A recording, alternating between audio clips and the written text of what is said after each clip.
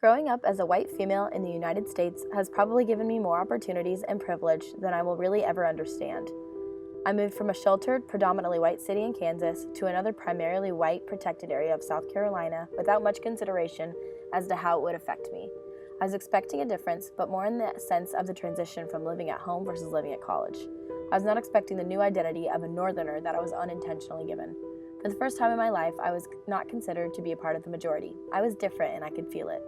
While reading the essay written by Peggy McIntosh, White Privilege, Unpacking the Invisible Knapsack, I began to realize the seemingly normal events in my life were not so normal after all. I never gave much contemplation to the idea that the majority of the people I spend the most of my time with are the same race as I am, or that I can get a job and not be skeptical if it was because of my race, and I never considered being able to buy makeup that matches my skin color an advantage.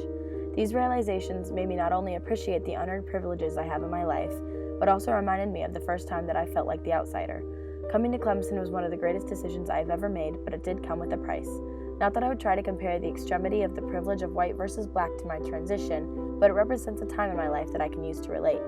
The transition to college is hard enough by itself, but I couldn't believe the similarities I have come to know between the imaginary division of the North and the South. The food is different, the people talk with accents, we dress differently, and in many cases don't have the same opinions on controversial topics. Finding out that I may not be able to be in a certain sorority because I was not from the South was confusing and surprising. In more extreme cases, I learned that some people from the South don't like you if you're from the North. It was an interesting and eye-opening learning experience for me, which taught me a lot. People tend to like what they know and what they are used to, and that it sometimes isn't personal. It is human nature to gravitate towards familiarity, but that's where the differences can be made. The less we use our similarities as dividers, the more we can alleviate the idea of privilege and advantage. If we can stop considering a likeness as an advantage, we can help prop open the door to equality.